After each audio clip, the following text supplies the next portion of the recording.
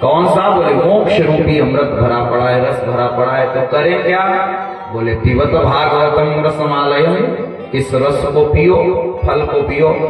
तो बोले फल तो चूसा जाता है, खाया जाता है, पिया नहीं जाता फल। बोले एक ऐसा समय आता है जब पिया भी जाता है। बोले कब? बोले ऐसे तो आम को खाओगे या चूसोगे, और अगर कोई आम के फल से गुठली और छिलका निकाल करके बढ़िया आम का जूस तैयार कर दे और गिलास में भर के पकड़ाए, तो बताओ चूसोगे, खाओगे या पियोगे? बोले तब तो भाई पीना ही पड़ेगा। तो बोले बस बस यही समझो, ये जो भागवत रूपी रस है इसमें गुठली छिलका निकालने जैसा कुछ भी नहीं है, सब कुछ रस ही रस है आद्योपांत। इसलिए पिबत भागवतम रसमालयम। आलयम पिब, आलयम लय पर्यंतम, मृत्यु पर्यंतम, मोक्ष पर्यंतम, प्रलय पर्यंतम। जब तक तुम्हारी प्रलय न हो जाए, जब तक तुम मर न जाओ, जब तक तुम्हारा मोक्ष न हो जाए, तब तक इस रस को पीते रहो। लय की बड़ी महिमा गाई गई है। श्रीमद् गोस्वामी तुलसीदास जी महाराज लय की महिमा गाते हैं। लय का ही अपभ्रंश स्वरूप लव हो गया है। गांव घर की भाषा में कहते हैं अब हमारे भगवान के लिए चरणन मैया लव लाग गए। तो ये जो लव लाग गए है इसी को लय लग जाना कहते हैं। तुलसीदास जी इस शब्द का प्रयोग करते हैं बालकांड और उत्तरकांड में भी। कहते साधक नाम जपहि लय लाए,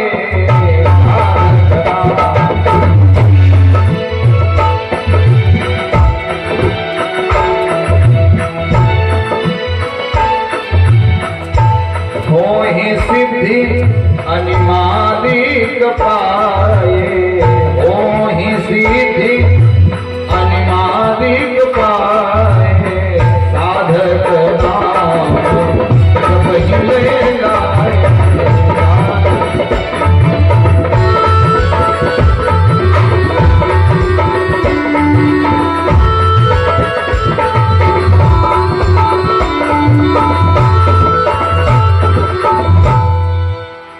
साधक नाम जपहि लय लाए। साधक लोग भगवान का नाम लय लगा करके जपते हैं। देखो इसमें भी लय की प्रधानता है, संगीत में भी तो लय होती है, लय ताल होता है। अब संगीत अगर एक लय से बजे तब तो प्रसन्नता प्रदान करता है, कर्ण प्रिय है। और अगर लय इकट्ठा हो जाए कोई, तो लय कट जाए तो वही पीड़ा प्रदान करने लग जाता है। लय का मतलब तैल धारावत एक रस में बहता रहे, जिसको निरंतरता बोलते हैं। तो भक्ति कौन सी सही है? बोले जिसमें निरंतरता हो, कंटिन्यू होती रहे। तो जिसमें लय है वही श्रेष्ठ भक्ति है। उत्तरकांड में तुलसीदास जी कहते हैं मनते सकल वासना भागी, तो केवल राम चरण लय लागी। तो रामचरण लय कब लागी? बोले जब मनते सकल वासना भागी थी तब रामचरण लय लागी। अगर मनते सकल वासना नाय भागी तो चरणन में यहाँ लय नाय लागी। बोली सच्चिदानंद भगवान। बड़ा दिव्य सूत्रात्मक एक श्लोक है, उसे आप सभी लोग ग्रहण करें। लय की बड़ी महिमा है। पाठ कोटि समा पूजा, पूजा कोटि समो जप, जप कोटि समम ध्यानम, ध्यान कोटि समो लय।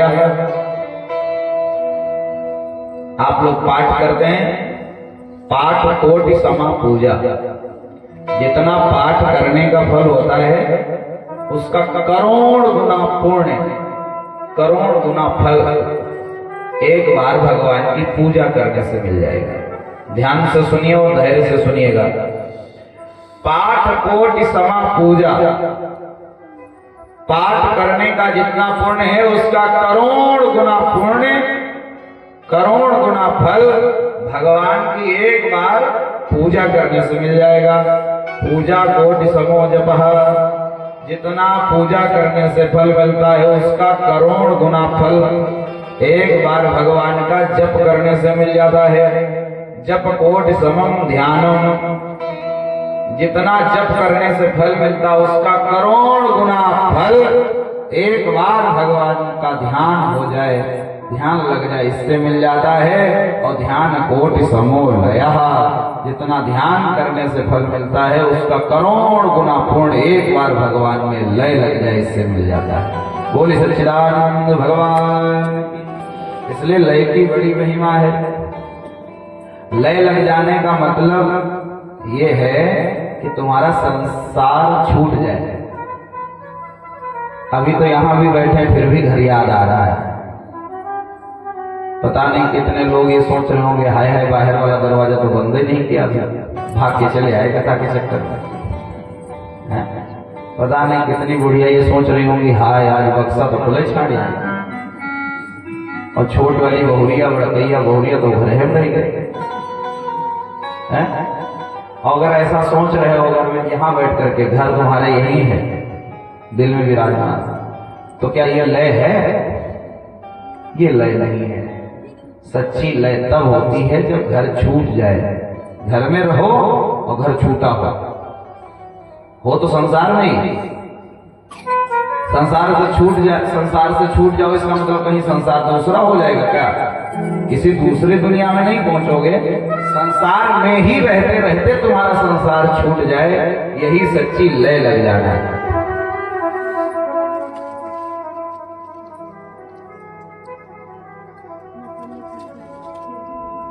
नाव पानी में चले तो अच्छी बात है, और नाव में पानी चलने लग जाए। पानी में नाव चले तो चले, मत नाव में पानी आने दो। संसार में चाहे मन जाए लेकिन मन में संसार न आने दो। बोली सच्चिदानंद भगवान। रहेंगे तो हम लोग, कमल कहाँ निकलता है? कीचड़ में ही तो। लेकिन अब वो कीचड़ में लिप्त हो जाए तो फिर कमल काहेगा? है उसी जल में, लेकिन जल से ऊपर रहता है। पद्म भषा।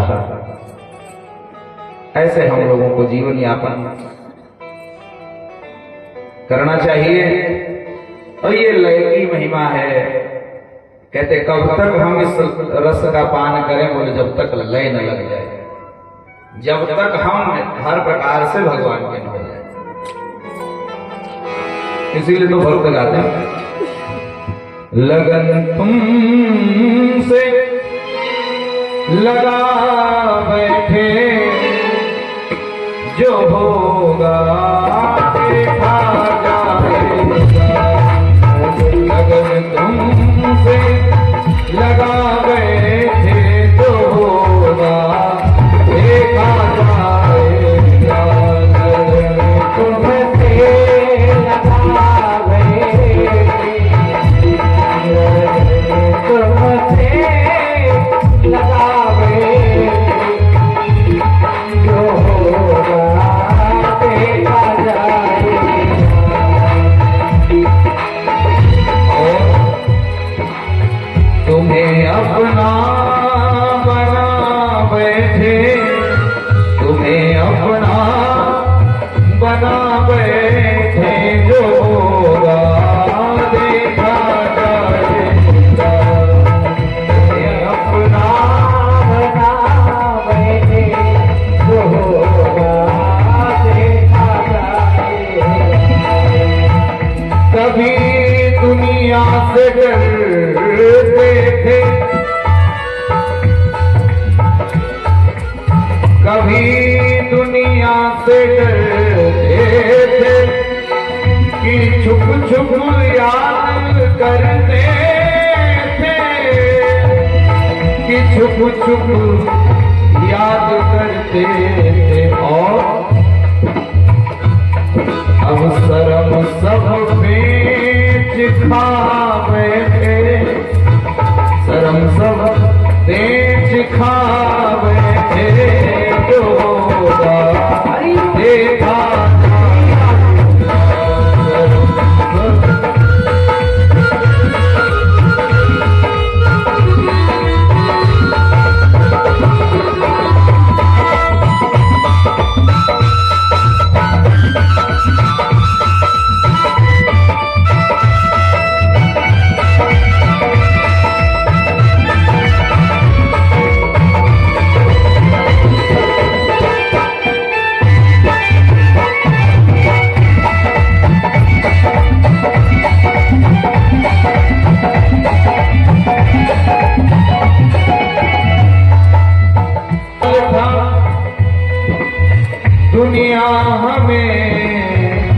बदनाम कर देगी।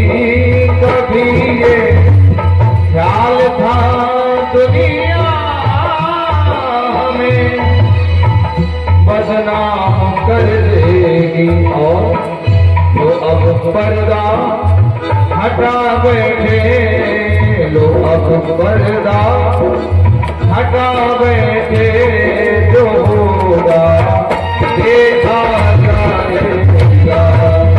जो अब पर्दा हटा बैठे, जो होगा देखा जाएगा। अगर तुमसे लगा बैठे, जो होगा देखा जाएगा।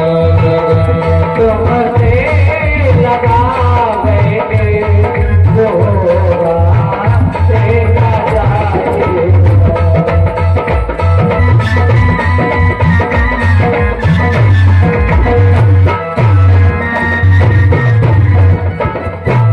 कहने का भाव, भगवान से जब लय लग जाए तो कुछ और याद ना आए, यही सच्ची लय ले जाना है।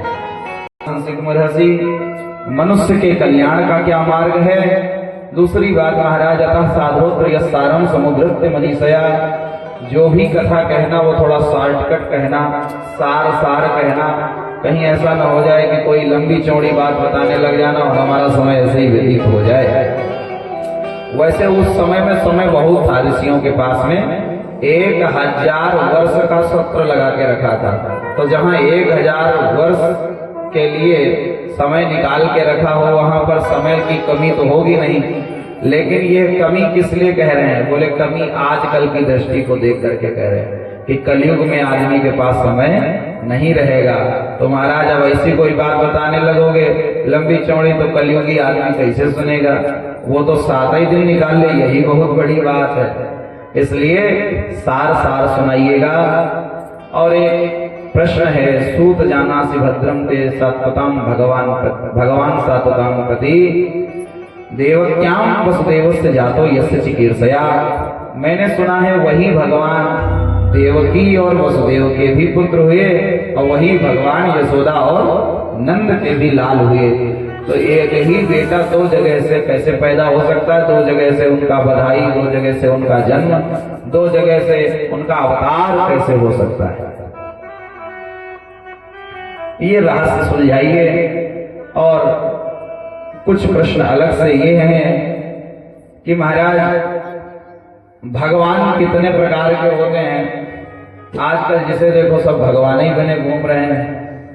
10-20 हजार करोड़ रुपया हो जाए और थोड़ा 10-20-50 हजार फॉलोअर्स हो जाएं,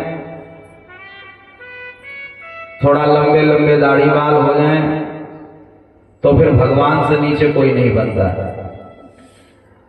क्योंकि उनको फॉलो करने वाले उन्हें भगवान मानने लग जाते हैं। तो उनके भी मन में आ जाता है कि जब इतनी दुनिया मान नहीं, तो इसका मतलब हम भगवान हैं। हाँ, बहुत से लोगों को ऐसी भी बीमारी हो जाती है, उनको खुद नहीं लगता, लेकिन उनको मानने वाले अनुयायी लोग उन्हें भगवान बना के बैठ जाते हैं। तो जब सब लोग कहते हैं तो उनको भी भ्रम हो जाता है घमंड के कारण कि जब इतनी दुनिया का तो शायद हम भगवान हैं। रामचरितमानस में लिखा, तुम ते अधिक गुरु ही जी जानी, सकल भाई से वही सन्मानी। गुरु जी को भगवान से भी श्रेष्ठ दर्जा दो, इसलिए क्योंकि वही भगवान से मिलाने वाले हैं। लेकिन भगवान न मान लो, भगवान को ही भगवान मानो। तो माने भगवान कितने हैं जरा उनके विषय में बताइए। और ब्रूहि योगेश्वरे कृष्णे ब्रह्मण्य धर्म वर्मणि, स्वाम काष्ठाम अधुनो वेदे धर्म कम शरणम गदा। जब 125 साल भगवान श्री कृष्ण इस धराधाम पर रहे और उसके बाद में जब लीला संवरण किया तो स्वाम काष्ठाम अधुनो वेदे तो धर्म कम शरणम गदा। जब भगवान इस धराधाम को त्यागते हैं तो फिर धर्म किसकी शरण में गया? क्योंकि जब तक भगवान रहे तब तक तो धर्म भगवान की शरण में रहा। या ऐसे मान लीजिए तब तक तो भगवान ही साक्षात धर्म के रूप में थे, तो पूरी दुनिया भगवान की शरण में थी। लेकिन जब भगवान इस धराधाम पर शरीर से नहीं रहे तब फिर धर्म किसकी शरण में गया, या हम लोग अब किसकी शरण में जाएं? तो बहुत सुंदर पहले प्रश्न का उत्तर देते हुए कहते हैं, जिसे हम लोगों को भी सुनना चाहिए। कहते मनुष्य के कल्याण का क्या मार्ग है। तो जितने भी मनुष्य हैं वे सब सुने, मनुष्य के कल्याण का क्या मार्ग है। एक ही सच्चा मार्ग है। सबै पुंसां परो धर्मो यतो भक्तिरधोक्षजे। सबै पुंसां परो धर्मो यतो भक्तिरधोक्षजे।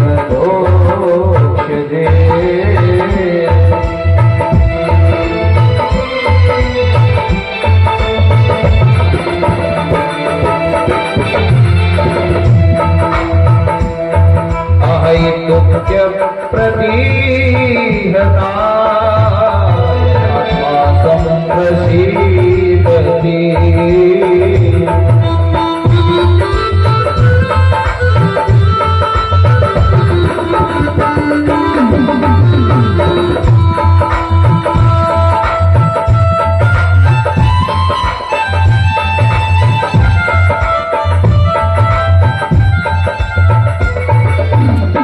कहते सवै पुंसां परो धर्मो यतो भक्ति रदोक्षजे।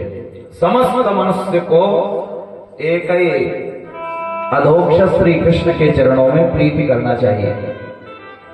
एक ही भक्ति का एक ही मार्ग है कल्याण का, और वो है भगवान की श्रेष्ठ भक्ति। अब आप लोग को समझ रहे होंगे भक्ति तो हम लोग करते ही हैं, इसका मतलब हम लोग मार्ग पे हैं, लाइन पे हैं। नहीं, वो भक्ति कैसी होनी चाहिए, भक्ति का जो स्वरूप है उसे समझिए। कहते दो लक्षण होने चाहिए आपकी भक्ति में, तब आपकी भक्ति भक्ति है। नहीं तो भक्ति उक्ति कुछ नहीं, व्यापार है। क्या लक्षण होने चाहिए? बोले अहेतुक्य प्रतिहता ये आत्मा संप्रसीदति। अहेतुक्य, अहेतुक्य माने अहेतु की भक्ति करनी चाहिए। अहेतुक माने हेतु नहीं हो ऐसी भक्ति। हेतु माने कारण। और इस मामले में अपनी भक्ति की तो आप खुद ही परीक्षा कर सकते हो। जैसे कभी घर से निकलो, अब शीतला मैया के चरण में आना है और यहाँ आकर के परिक्रमा करनी है, प्रणाम करना है, पूजा करनी है। तो जब यहाँ परिक्रमा करने लग जाओ, पूजा प्रणाम करने लग जाओ, तो अपने मन से पूछो कि भाई ये प्रणाम क्यों कर रहे हो। तो खुद से पूछो कि ये परिक्रमा आखिर क्यों की जा रही है, ये पूजा क्यों की जा रही है, ये कथा क्यों सुनी जा रही है, ये कीर्तन क्यों किया जा रहा है। और उस क्यों का अगर तुम्हारे मन के अंदर से कोई भी उत्तर आ जाता है तो समझ लो भक्ति वक्ति कुछ नहीं, ढोंग कर रहे हो। बोली सच्चिदानंद भगवान की। समझ में आ रही होगी बात शायद। कहने का मतलब अगर किसी कारण से आप प्रणाम कर रहे हो, किसी कारण से पूजा कर रहे हो, तो भक्ति नहीं व्यापार कर रहे हो। कारण से किया गया व्यापार होता है, अकारण किया गया प्यार होता है। प्रेम तो कारण से नहीं होता, प्रेम तो हो ही जाता है बस। और आप अपने मन से पूछो कि आखिर ये प्रणाम ये पूजा क्यों कर रहे हो, और तुम्हारा मन चक्कर काटता रहे और तुम्हारा मन ये बता ही न पाए कि आखिर हम ये क्यों कर रहे हैं, क्यों कथा सुन रहे हैं। बस यही कहे कि हमारे भगवान हैं इसलिए हम कथा सुन रहे हैं, हमारी शीतला मैया हैं इसलिए हम प्रणाम कर रहे हैं, हमारे भगवान हैं इसलिए हम प्रणाम कर रहे हैं, पूजा कर रहे हैं। हम क्यों कर रहे हैं, इसके बदले कुछ पाने की अभिलाषा नहीं है। समझ लो सच्ची भक्ति हो रही है। 10, 20, 50 रुपए दुकानदार को देने के बाद में अगर 50-60 रुपए का हमने सामग्री ले ली तो फिर उससे हमारा प्यार कहाँ रहा, वो तो व्यापार हुआ। ऐसे ही 5 रुपए की धूप बत्ती जलाने के बाद में अगर भगवान के सामने अपनी मनोकामनाओं की लिस्ट थमा दी तो वो फिर भगवान के प्रति निष्ठा भक्ति प्रेम कहाँ रहा। वो तो एक 5 रुपए पर हमने भगवान को खरीद लिया कि हमने इतना किया और तुम उसके बदले इतना करके दो हमें। और बहुत से लोग तो इसमें भी बड़े माहिर होते हैं। वे 5 रुपए की धूप बत्ती तब तक खर्च नहीं करते, वो कह देते जब तक इतना पूरा नहीं करोगे तब तक पूजा नहीं करेंगे। हाँ जी का मनौती कहा था, पहले तो मनौती मान रहा था, महाराज इतना दे दो तो फिर यो काम करेगा। माने अगर वो करें इतना काम तुम्हारा पूरा, तब तुम पूजा करोगे, नहीं करिए तो नहीं करिए। हाँ, ऐसे ही एक आदमी खजूर के वृक्ष पे चढ़ गया और चढ़ा, अब वो ऊपर तो चढ़ गया, नीचे नहीं उतर पाए। तो हनुमान जी की खूब आराधना की संकट थे, हनुमान चढ़ावे, बोले हे हनुमान जी महाराज हमका नीचे उतार दो, 100 रुपए जरूर प्रसाद चढ़ेगा। आधी दूर नीचे आ गया तो तुरंत दाम आधे, बोले महाराज 51 रुपए पक्की बात प्रसाद चढ़ा, जब हमका नीचे उतार दे, 100 आधे पाएगा।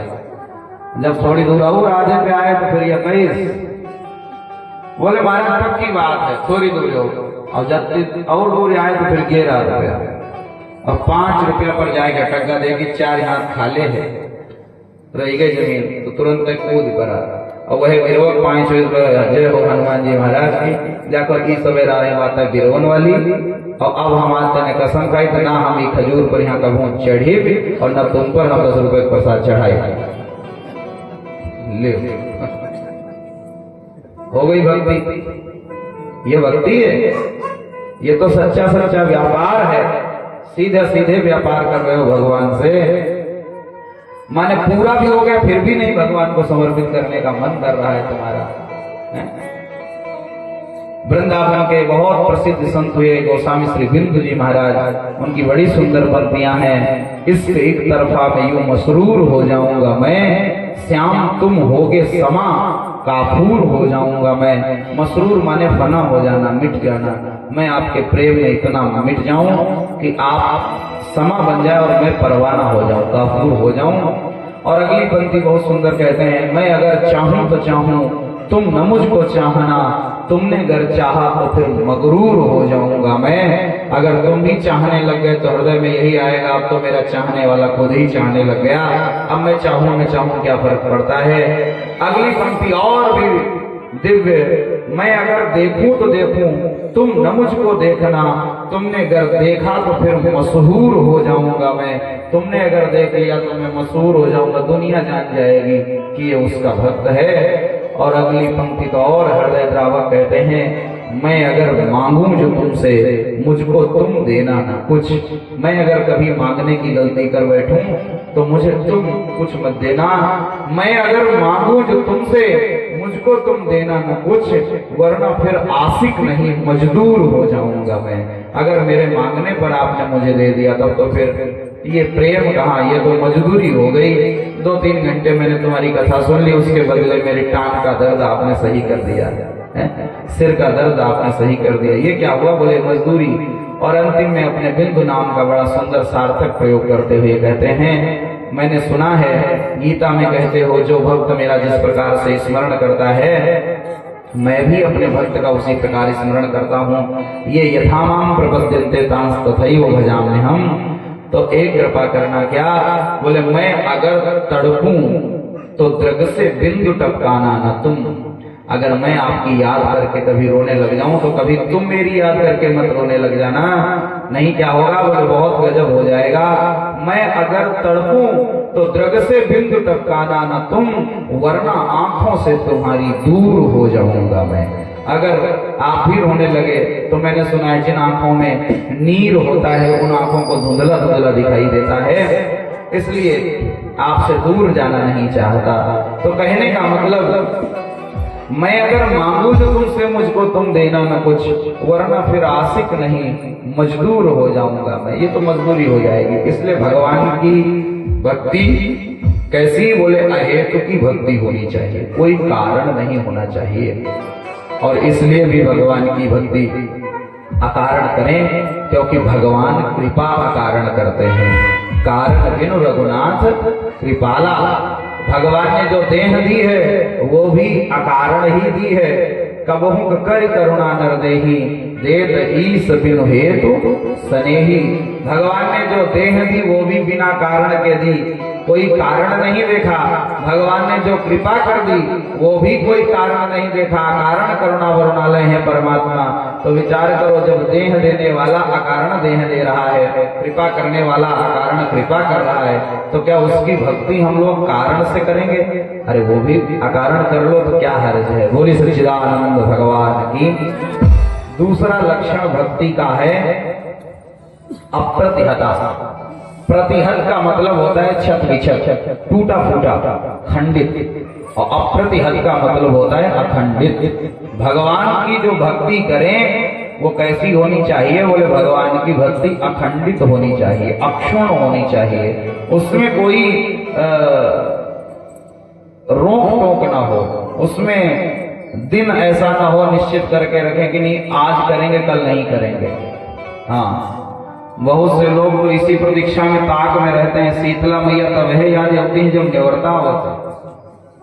नवरात्रि गई, शीतला मैया गायब हो गई, यादें ना रह जाती कि दुनिया धरती पर महतारी हुई कहूँ।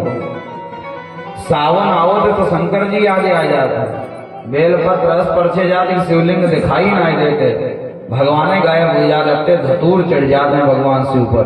और सावन गायब तो शिव जी गायब, फिर यादें नहीं रह जाती शंकरों जी नहीं कहूँ दुनिया धरती पर।